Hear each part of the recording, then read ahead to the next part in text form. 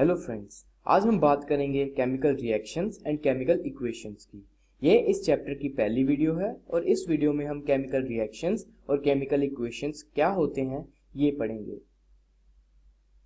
Chemical reactions, जब भी किसी सब्सटेंस या पदार्थ में केमिकल चेंज होता है तो हम कह सकते हैं कि उसका केमिकल रिएक्शन हुआ है।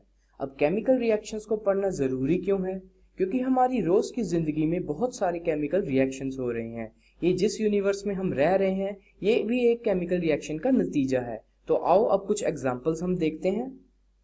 पहला एग्जांपल, जब भी हम कोई फल या सब्जी थोड़े दिनों के लिए बाहर रखते हैं तो वो खराब हो जाती है, यानी कि उनकी स्टेट खराब हो जाती है, जिसका मतलब ये है कि उनके साथ केमिकल रिएक्शन होता है।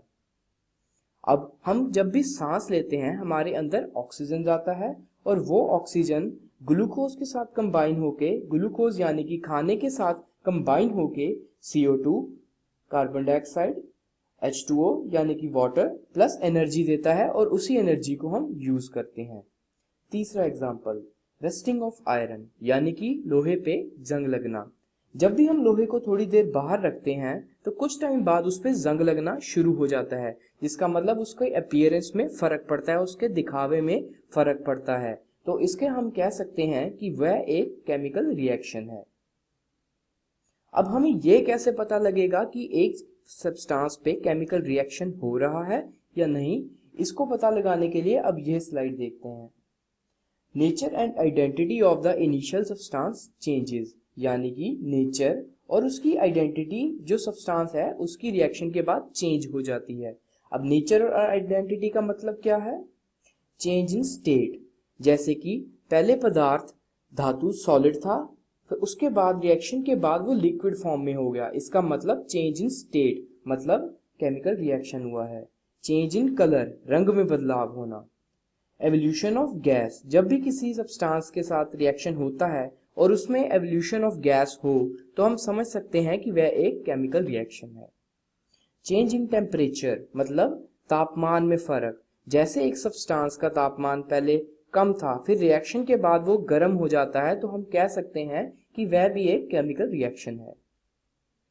केमिकल इक्वेशन, अब केमिकल इक्वेशन क्या होता है? A chemical equation is a symbolic representation of a chemical reaction in the form of symbols and formula। मतलब केमिकल इक्वेशन केमिकल रिएक्शन को लिखने का एक ढंग है। या तो हम उसे वर्ड की फॉर्म में लिख सकते हैं या हम केमिकल फॉर्मूला यूज करके उसे लिख सकते हैं।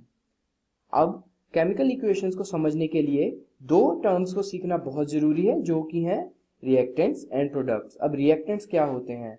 The substance which undergo chemical change. Reactants वो होते हैं जिनमें केमिकल चेंज होता है जो एक नया प्रोडक्ट बनाते हैं। अब प्रोडक्ट क्या होता है? जब भी कोई दो रिएक्टेंट बनके नवा सब्सटेंस बनाते हैं हम उस न्यू सब्सटेंस को प्रोडक्ट कहते हैं। आओ अब एक सिंपल सा एग्जांपल देखते हैं। 2H2 ब्रैकेट में G, जिसका मतलब गैसियस फॉर्म, मतलब H2 गैस की फॉर्म में है, O2 वो भी G, वो भी गैसियस फॉर्म में है।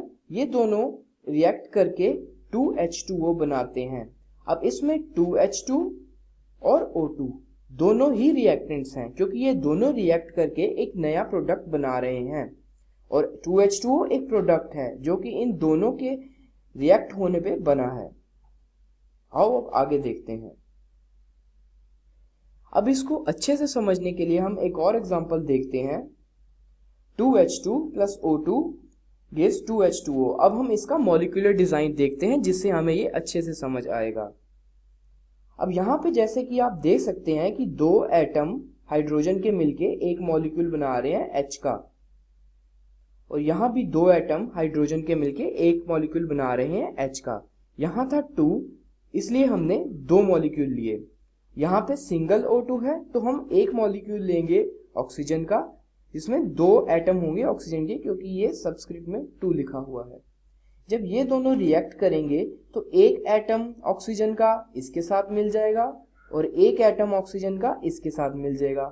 जैसे कि आप देख सकते हैं ये रहा और इसका ये रहा, और ये जो हाइड्रोजन है ये ऑक्सीजन के साथ मिलके बनाएगा 2H2O।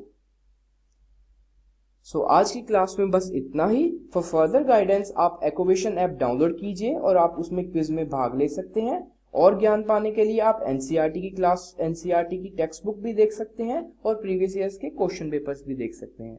Thank you.